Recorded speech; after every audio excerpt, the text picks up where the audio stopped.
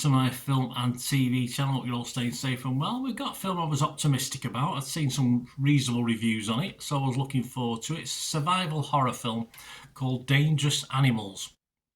98 minutes, which is just about perfect. Yeah, a few minutes less perhaps, but that was okay. 15 certificate, and this has been put out under the Shudder banner, so we'll have a word about Shudder in a moment. But this was directed by Sean Byrne and written by Nick Leppard. Jim Varell from Pace magazine said of this feature film, a work that is somehow brimming with life and verve. Or Nicky Bourne from Screen Daily said Sean Byrne's third feature is a messy mashup. Okay, perhaps the truth is somewhere in between these two sort of comments. We'll have a look anyway. Yeah, this stars Hassie Harrison, good job from Hassie, Josh Houston, Rob Carlton, Ella Newton, Liam Greenkey, and Jai Courtney. Yeah, who sort of makes this for me anyway. Jai does a good job. We'll have a bit more of him in a moment. This was released in the US on June the 6th, Australia on June the 12th. I'm doing this review on the 23rd of July 2025, so check your territories for availability if you want to have a watch of this one. Probably best way to make it to stream. I wouldn't rush to the cinema to see it particularly. Anyway, my thoughts. Like a broken clock, it's right a couple of times a day, of course it is. And Shudder, yeah, can occasionally get it right. And I think this just about falls into that category. I think they've got it right with this one.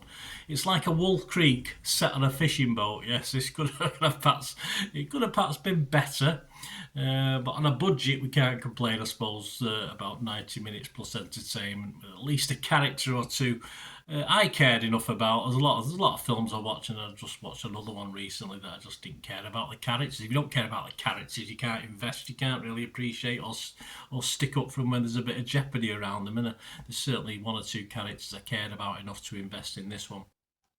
Jai Courtney, I think he's one of the best bad guys I've seen in a while. Yeah, Wolf Creek mode kicking in. He perhaps could have been a bit wilder, if that was possible. But yeah, he could have been a bit more manic. But he was good. He was a good one of the best bad guys I've seen in a while. Anyway, Brian Farber of Playlist scored this 75. He said, "Let's say Dangerous Animals gets a job done, but were it not for Jai Courtney, this would fall somewhere in the realm of any film about a kidnappee." Well, when you have a kidnappee, you've got to have a kidnapper. Any decent film has a decent kidnapper who's a nutter usually and helps. So yeah, we get the odd changes to that. But yeah, I think Brian's right, but I don't really see the point of what he's trying to get at. Perhaps the shark action for this could have been a little bit better, a bit more of it. There's enough. There's a sprinkling of it, but it's the survival hostage backdrop that gives us the entertainment. You know, the actual. Being a survivor, trying to survive, trying to escape, blah, blah, blah. All right, all the obvious things, but why didn't you do this? Why didn't you do that? But it's fine. Okay, it falls somewhere between horror and thriller. It's more thriller perhaps than horror. Sharks are quite nice most of the time until they get fed. Phil de Simillion from Time Out magazine scored this H. It said it takes a steady hand to pull off a horror film as outlandish as Dangerous Animals. Again, horror, thriller, a movie. But lest we forget, this is literally about dangerous animals. But Byrne has pulled off something slick and confident here. It'll keep horror fans out of the water for years. It's not Jaws, mate. It's not going to do that. Just don't get on a boat with shark cages on and stuff like that. That's all I'd do. But yeah, I think Phil's given it a bit more credit than perhaps it deserves there.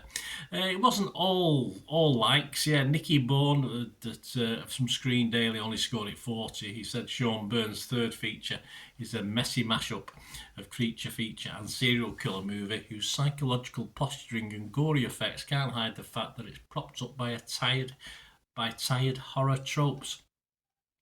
Aren't they all? I mean, can we come up with anything brand new? I mean, not sure even good horror thrillers these days aren't going to be made up of not tired horror trope. It's how they approach them, how they redo them, of course. I don't think this is at least attempts to put some bite into them, so a little harsh, but I think Nicky's generally in the minority. I think they've took a basic thing and put a little bit of a twist on it, and it limed it up for me.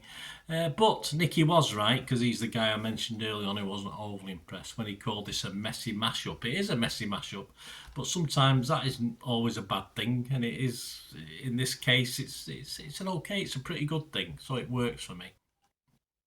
Others, what are other scores? Rotten Tomatoes, 86% of their 154 critics are positive. All good. 132 fresh, 22 rotten, so we'll make that 133 fresh now with mine.